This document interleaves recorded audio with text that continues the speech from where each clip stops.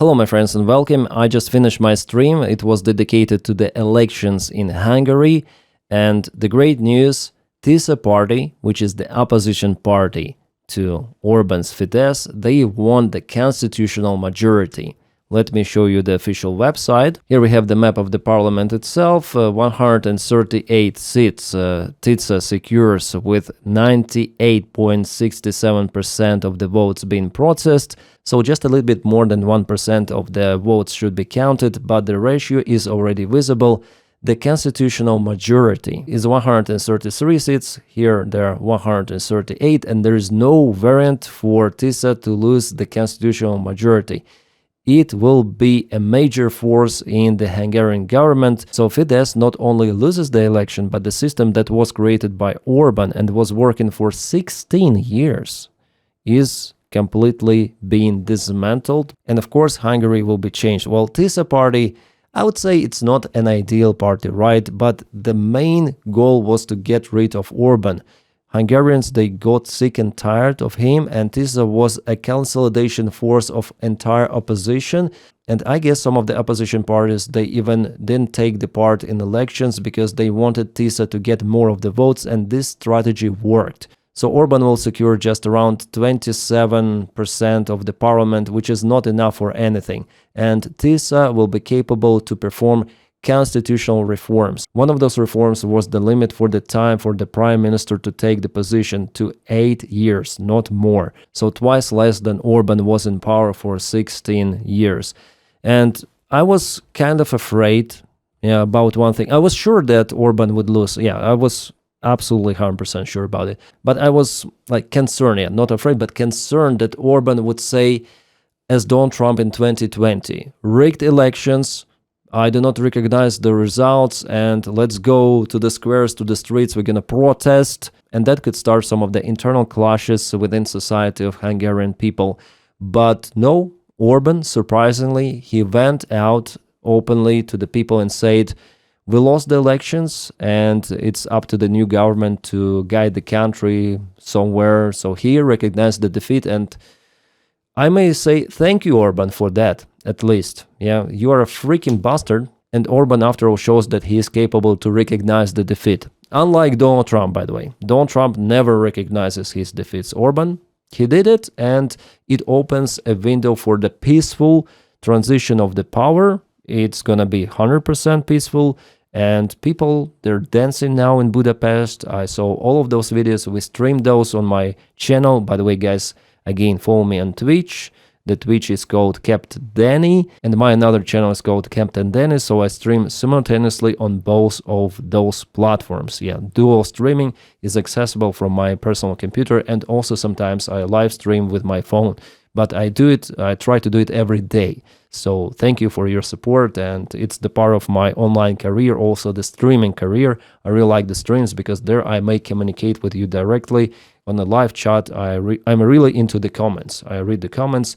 Sometimes I miss those, but I try to focus on them. And I want to show you a friend of the channel, Kellen Robertson. The entire city centre of Budapest has been celebrating Viktor Orban conceding the election after 6. Yeah, and you go to the live cameras of Budapest, all of the people, they're just celebrating, they're cheerful, they're just awesome. And even me today, well, I don't drink alcohol, but I drank some of the beer on the stream just with my friends out there to celebrate.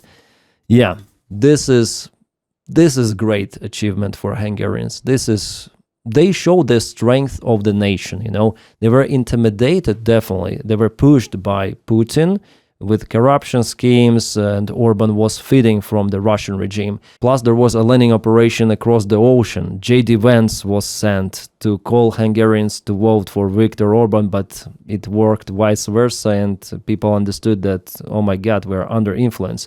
Donald Trump posted the day before yesterday that Hungarians vote for Orban and we're gonna invest more in your prosperity. Yes, we believe to Donald Trump. Also, Donald Trump Jr. posted to our friends in Hungary, we hope you will vote for independent thinking and for someone who stands for Hungary first. We hope you will vote for my father's friend and Allah, it's my daddy, vote for my daddy's friends. One leader in Europe has a direct line to the White House. I hope you will support Viktor Orban. Your hopes are useless. Hungarians have their own opinion.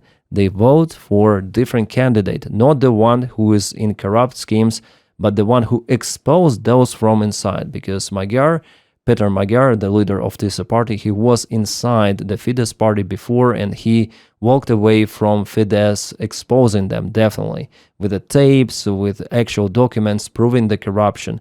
And it was a final drop for Hungarian people, and they decided to change the trajectory of their country development. It's their independent decision.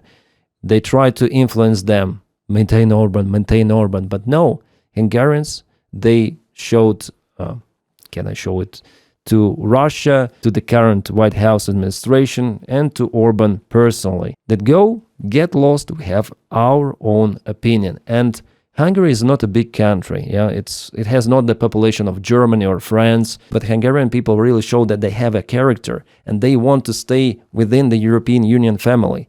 Because those guys, as JD Vance, they said openly that they hate European Union. They like Europe, but they don't like European Union. And what is the European Union? It's the alliance of the countries based on the democratic principles. But right now, White House is moving away from those principles, from the values, and they want to rule Europe because for them, it's the competition.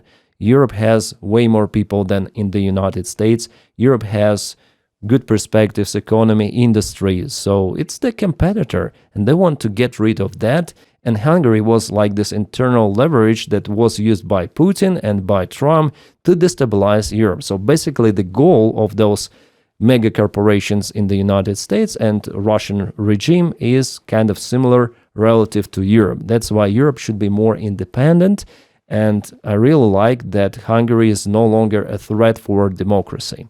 And again, guys, the United States of America is not our enemy. I'm saying about just Donald Trump's regime. We have to wait for some time, 2.5 years, and everything might change. I hope for that. America is the great country. Their president is complete mess up, and my American friends, I think you understand that as well. All right, now about Ukraine. 90 billion euro military support for Ukraine will be unblocked, and it will happen very soon.